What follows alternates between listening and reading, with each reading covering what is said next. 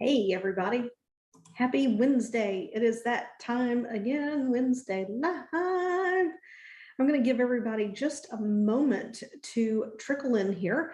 First, to say that whether you're catching this on LinkedIn, YouTube, or in the Facebook group, that I am happy to have you here today. And what I'm going to do is we're going to cover today some conscious strategies around your mindset, because everything that we do is a combination of the conscious, the subconscious, and the consciousness or the spiritual, right? So we're going to dive into the conscious part today. There are a lot of aspects to this. My goal is to give you one really good takeaway in this talk, because we could really go into this deep on so many levels. So if you're here, if you're catching this live, just drop a hello, drop a comment, let me know who you are if you want to. Let me know you're here. If you're not a member of the group, the name of the group is Optimize to Thrive. It's over on Facebook, and you can join us and be a part of this discussion. If you're not into the Facebook, that's okay. The book of face, whatever you want to call it. Comment where you are. I will circle around. I will find you. So when we are looking to create a life where, we're thriving, where we feel good, where we're in that state of fulfillment and joy, there are a lot of things that go into that process, right? And it would be wonderful if we could just like flip a switch and everything just like set to factory settings when we got here, that we haven't been imprinted upon and impressed upon by everyone and every experience that we've had in our life, so that we can let go of the things that impacted us, that cause us to attach to certain things, that cause us to believe a certain way or to think about ourselves in a certain way.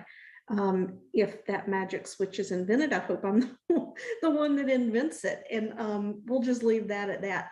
Hypnosis is a great tool for flipping that switch, but nothing is 100%, because we're dealing with life experiences. We're dealing with the way the mind interprets each and everything that happens to us, and it compares it to the past, and it uses the past as a lens to anticipate the future.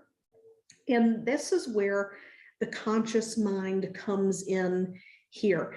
It's not uncommon for me to have conversations with clients, with people in my groups, talking about attachment. Okay, and this wasn't where I intended for this to go, but this is where it's decided it has to go. So this is where we're going. Attachment is something that we can intervene with on a conscious level. And what attachment is when there is an outcome that we want, when there is an expectation that we have, when there is something that we desire, and somewhere along the way, within our mind, we have connected that our satisfaction, our happiness, our acceptance, our ability to feel or be loved is somehow attached to that expectation. And that isn't always a conscious process. That's mostly unconscious or subconscious. But it's a function of the conscious whenever we get caught up in something about, you know what, I have this goal and this is really what I want, and it's not happening, and I'm feeling like a failure, and I recognize I'm focused on the future, but I just feel like such a failure because these things aren't happening to get me there. And that would be like an attachment to the timeline, an attachment to how fast it needs to happen. And when we put that attachment in place, when we have an emotion tied to the outcome in that way, that it has to be this way or that way, that's where the attachment comes in. It has to be this way or that way. This is good, this is bad. This feels good. This means I'm a success. This means I'm a failure. This means I'm on time. This means I'm running out of time, right? When we have that level of attachment, we are creating false pressure. We are creating a false level of stress within ourselves. And we are just creating an immense amount of frustration potentially and unhappiness in our life that we don't need to experience. It's not necessary. Okay. So a conscious aspect is when we start to have feelings or thoughts around a certain set of circumstances, to ask yourself, what am I attached to here? Right? And you can give yourself that shift in perspective. Now, that shift in perspective may go subconscious. It may simply be that it gives you the space and the opportunity to be aware so you can move your attention in a healthy way, right? So you can sit there and go, oh, well, this really isn't anything to be stressed about, because it's really okay if things unfold naturally. Like, it doesn't have to be a deadline. I mean, we do have deadlines in life. There are, things outside of us that we have to fit things along a certain timeline. But even then, if someone else gives us a timeline, we could be attached to what it means, whether or not we meet that timeline, right? We can put meaning on things, and we become attached to that. And those things can be habit. Our conscious mind can help us to break habits, but it's very limited in its ability to do so, right? So if those ways of thinking are a habit, and if those ways of thinking are also tied to a belief, the conscious mind helps to begin to dismantle that construct. It begins to dismantle that pathway. And when I say dismantle, yeah, our brain breaks down neural pathways all the time. It builds pathways, it breaks down pathways, but a neural pathway that is really strong and is really tied to our sense of self, our self-preservation, whether or not we perceive something to be safe, those pathways are going to be stronger than some other pathways. So they don't necessarily break down overnight. However, we can put a new, better, more improved pathway in its place. And part of that has to be conscious. When I first trained in hypnosis, this was presented to me as what's called the law of dominant effect.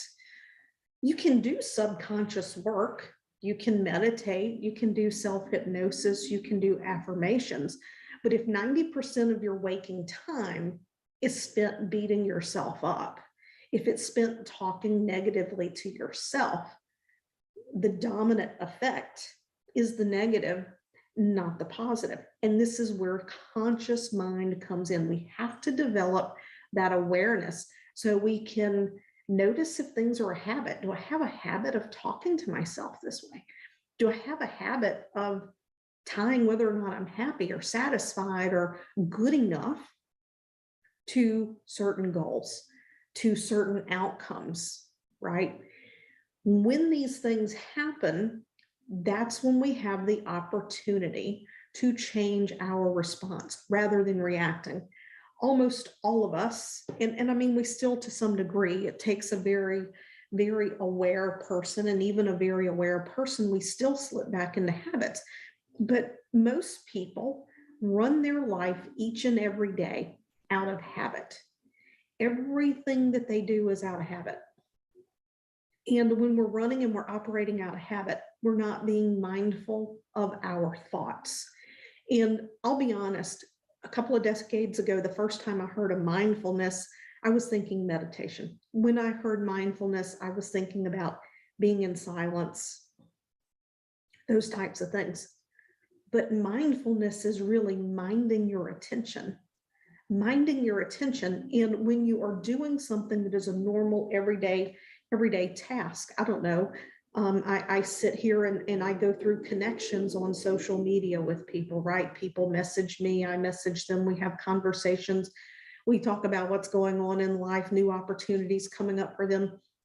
And I could either go through it and I could do it with like out of habit and my mind off over here, or I can be very intentional in that process and actually be involved in the moment. So whatever it is that you're doing, from brushing your teeth to making your coffee to walking out the door, if uh, still travel to work, which I'm virtual, but I travel, my office isn't at home.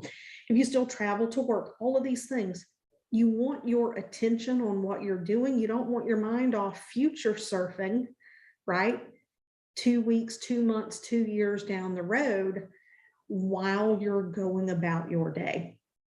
Because then what happens is we can be doing what we're doing and we're not minding our attention. Our attention is off worrying somewhere. And then all of a sudden we realize we're feeling anxious, we're feeling nervous.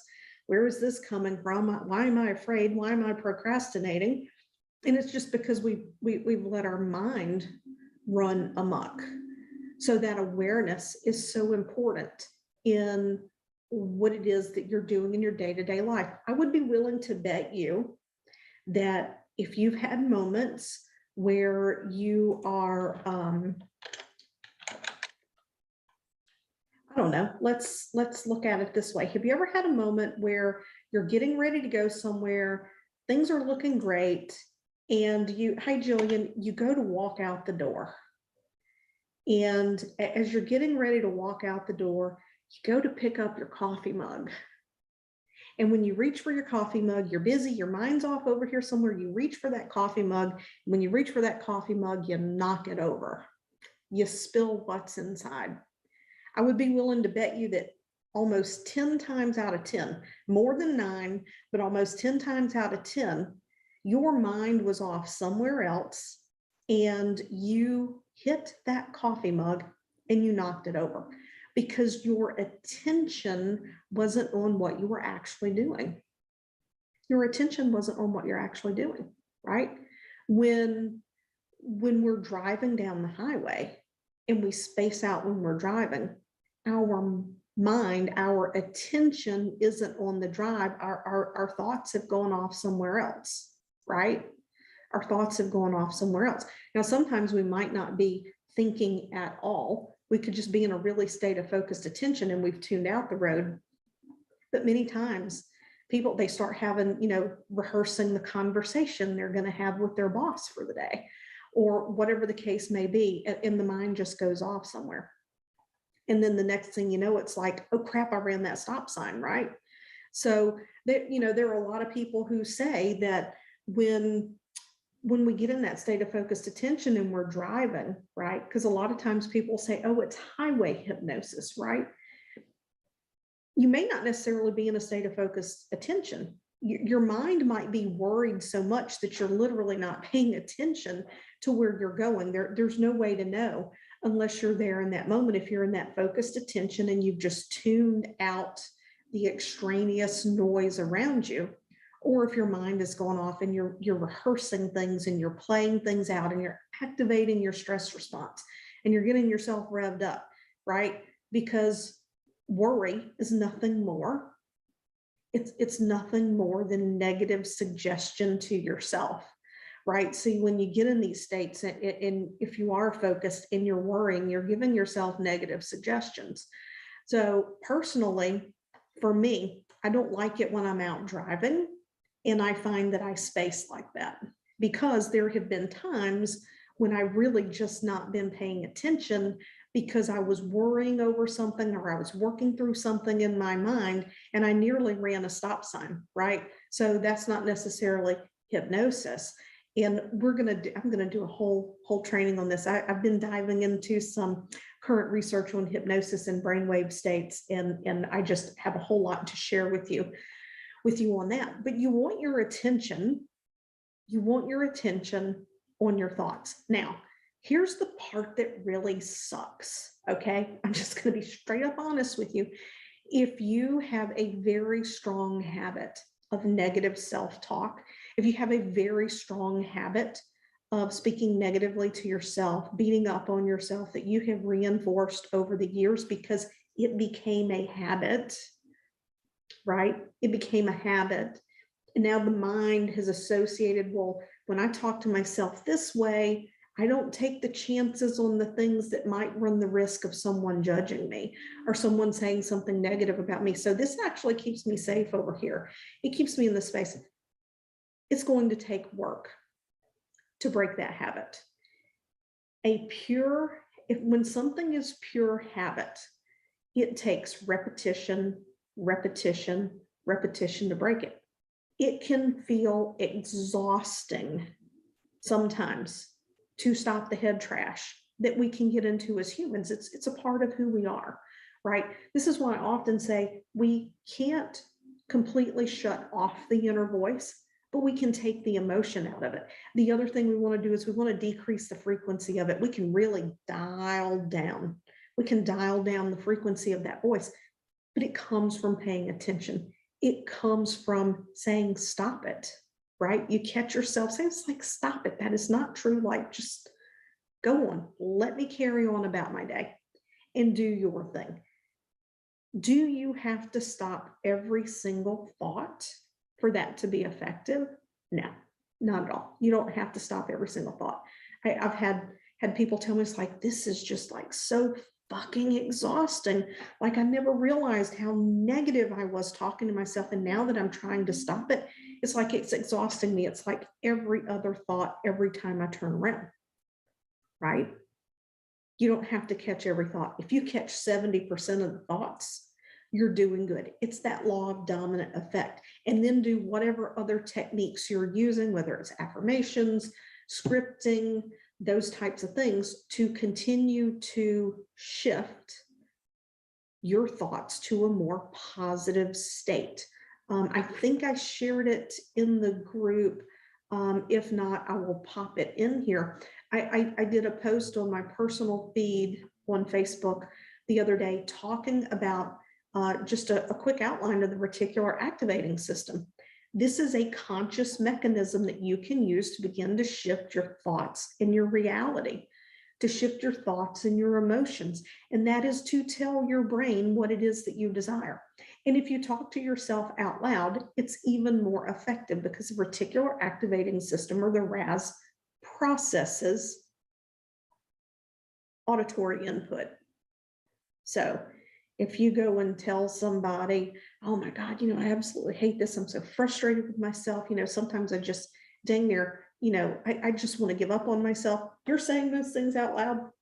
I'm going to be honest with you. I hate to even say it to explain it to you, because that's how our mind can be. It can pick little things up, and it can pick these little things up in the oddest of moments. And when I talk about the subconscious, I will explain why. I'm being very intentional in the way that I'm presenting this to you, but that doesn't mean that my mind is not being influenced by my own words, okay?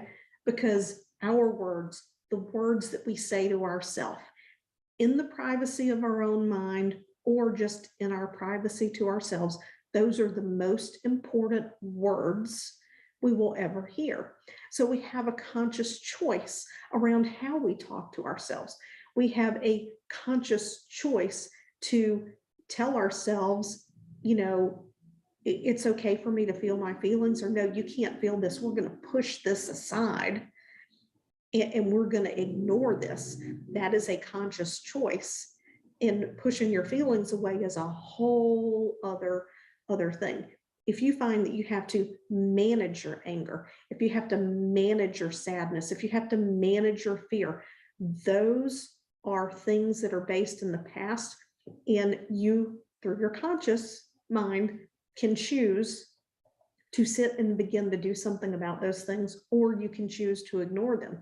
And if you choose to ignore them, if your choice is to push those things down, they will come up sooner or later. It may not be in some big, terrible, disastrous way or whatever, but they will begin to influence your decisions. It will begin to influence the way that you see your business. It will influence the way that you see your relationships. No matter how much subconscious work you do, we always have free will, and we have the ability to make a conscious choice in any given moment.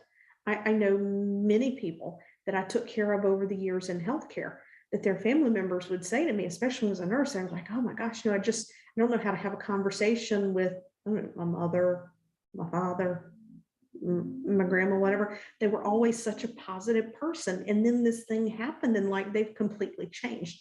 And it's because whatever event happened, it shifted the way they viewed themselves and the way they addressed the issue that they were dealing with. And they built a habit of self-talk around their circumstances that changed their entire personality, right? So our words are that powerful. Consciously choose your words. When it comes to those habits, something that I think that is important is that I don't set New Year's resolutions. And I don't set New Year's resolutions for a number of reasons, but one of them being is that New Year's resolutions are associated with like willpower. You got to have willpower, like, you have to power through, you have to mow through. And that is not the way that you want to change these things in your life. Willpower is actually very weak.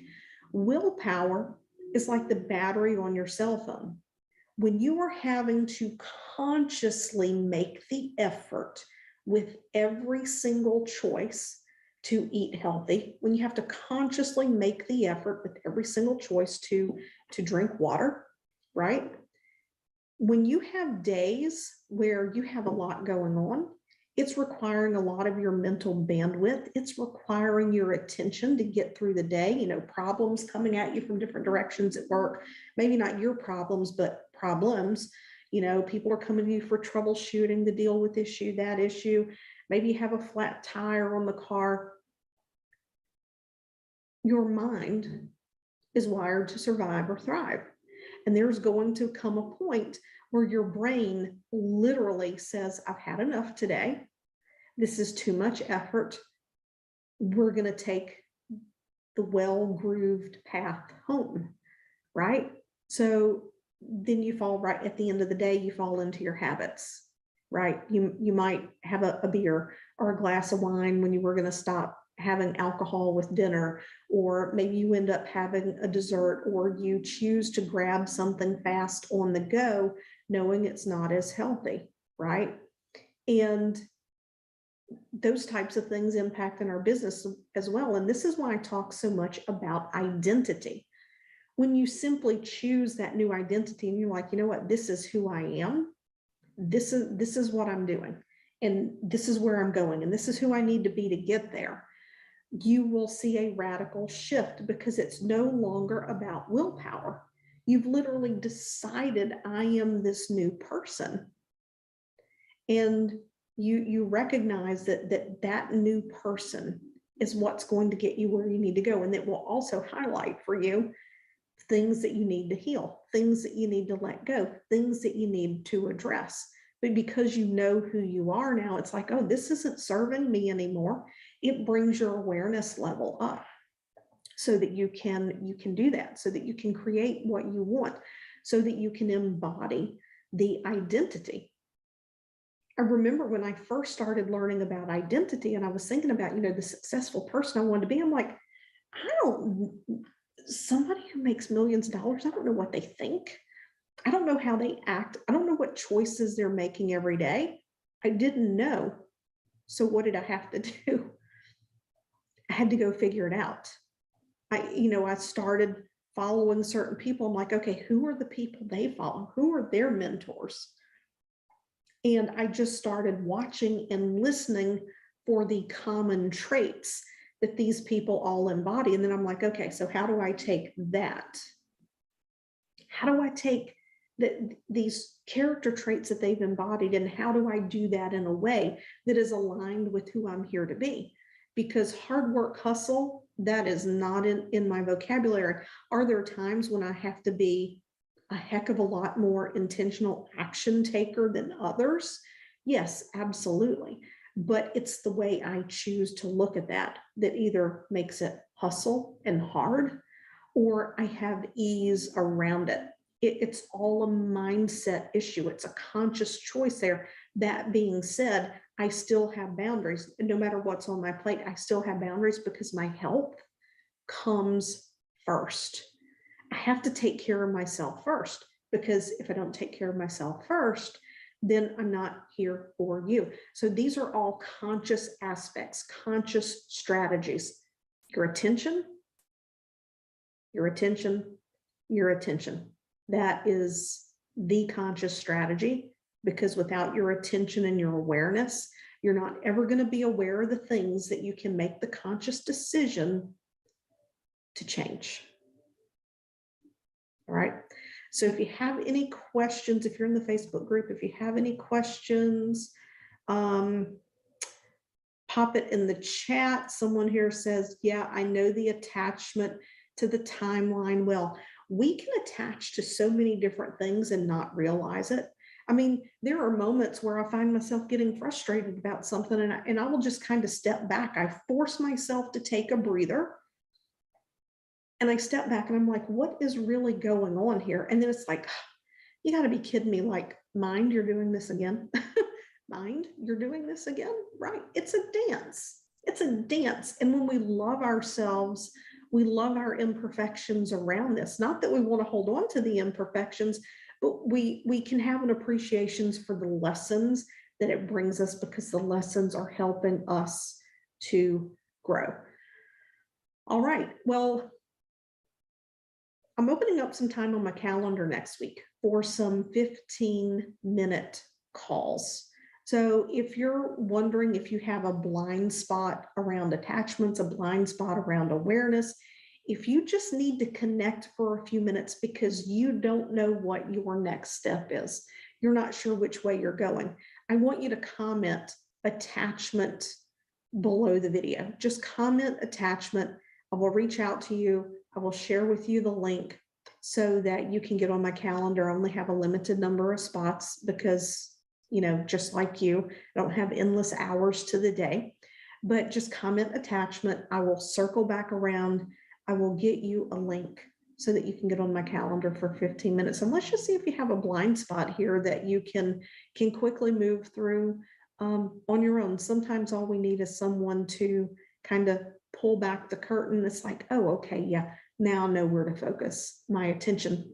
So comment that word attachment. If you're more interested in wanting to know how to work with me, just DM me, whether it's LinkedIn or Facebook, send me a message. We can set up a chat. We can talk about what it is that you wish to resolve, talk about whether or not it's something that I can help you with, and we can have that conversation there. All right. You guys have a lovely week, and I will see you next week.